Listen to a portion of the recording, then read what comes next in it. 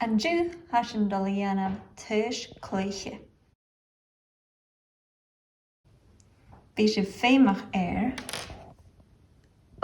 spàin-bhùird de lúr,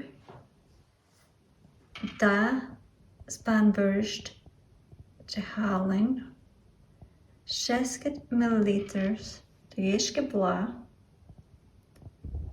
dath-bìdh, spàin-bhùird de bhobhla agus bhobhla. Meascaigh an flùr agus an salann ann an bhobhla.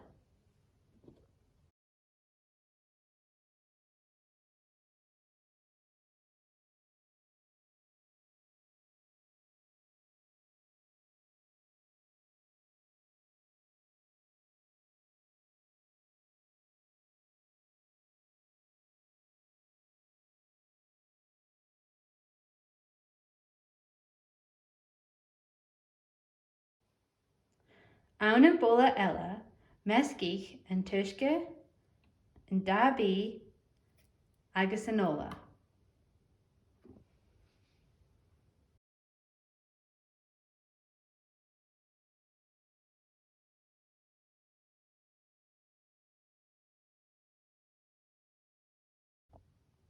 In uair sin, meascaigh an stú phluach leis an stú tirim, léadú labhainn.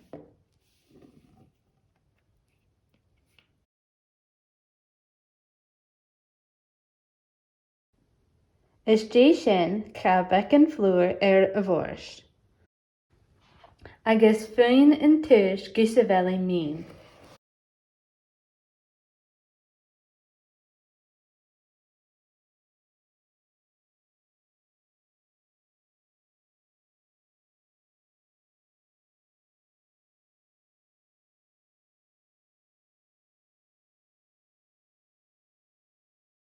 Mar seo. Ta-da! Hi, Jeshel. Cúmaí an ziplock nar na cheil sibh a cluiche déa.